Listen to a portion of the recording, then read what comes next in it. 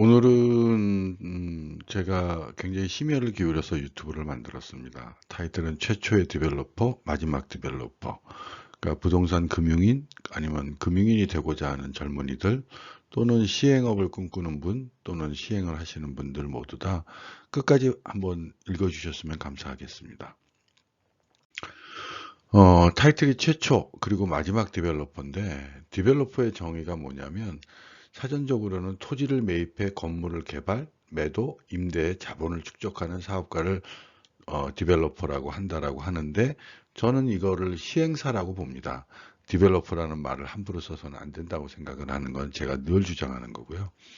그래서 디벨로퍼의 정의는 도시의 미관을 개선하고 시민들의 주거 환경을 개선하며 적절한 주택과 건물을 공급하여 삶의 질을 높이며 그로 인해 수익도 거두는 사업가를 디벨로퍼라고 합니다. 그러니까 우리처럼 수익만 뭐 5억 놓고 200억 벌었다 이런 사람들을 디벨로퍼라고 얘기하지 않는다는 거죠. 그래서 제가 제 책에도 썼지만 기농정세관 그러니까 조선의 건축왕이라고 하시는 이분이 우리나라의 최초 그리고 마지막 디벨로퍼라고 저는 생각을 합니다. 제 책 나는 디벨로퍼다의 앞부분에 바로 정세권 씨에 대한 얘기가 나옵니다. 그러니까 정세권 씨가 어떤 분이었고 바로 이분이야말로 나는 디벨로퍼다라는 말을 쓸 수 있는 최초이자 마지막이라고 제가 항상 주장하는 거죠. 이분이 이제 건축업을 하시던 1930년대 상황이 어땠냐면 그 청계천을 중심으로 경복궁, 창덕궁, 창경궁이 있고 거기에 양반들이나 권세가들이 몰려 사는 북촌이라는 것이 있었고요.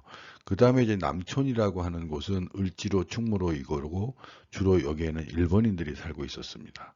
그래서 이 북촌은 조선인 거주지고요. 여기 마지막 청계천을 중심으로 여기가 종로고 남촌이 이제 을지로, 충무로 뭐 이런 데가 이제 일본인 거주지였습니다. 그래서 근데 이 남촌에 살고 있는 일본인 거주지가 점점 북촌으로 올라가고 있었죠. 그래서 이거에 대응하기 위해서 기농 정세권 옹이 어떤 일을 했는지를 보여드리겠습니다.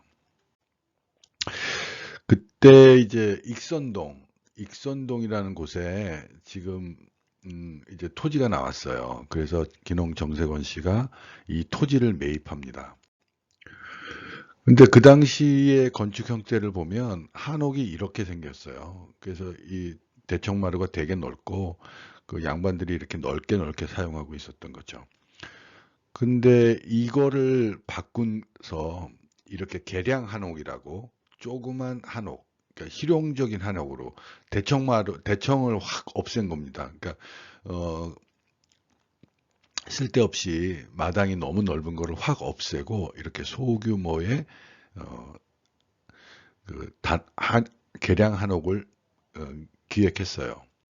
그래서 보통 이렇게 생겨났던 이제 뭐 그 양반 집들을 다 이렇게 잘게 쪼개했습니다.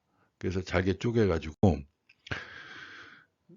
쪼개기 위해서는 우선은 아까 그 익선동 산 땅을 다 이렇게 정사각형으로 계획을 했습니다.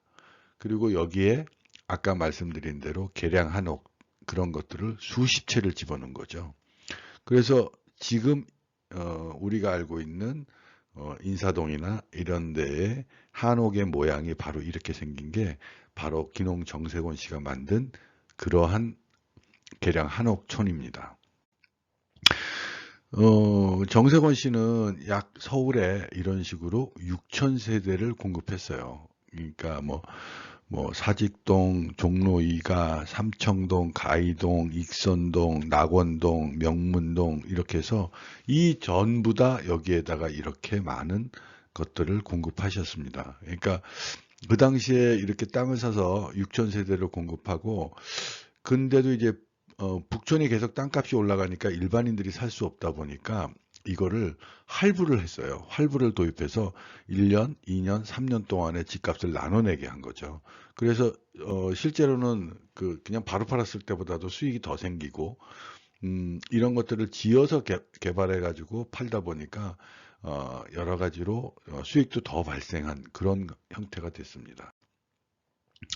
그래서 정리를 해보면 도시의 미관을 개선하고 시민들의 주거 환경을 개선하며 적절한 주택과 건물을 공급해 삶의 질을 높이며 수익도 거두는 진정한 디벨로퍼가 기농정세권 씨였습니다.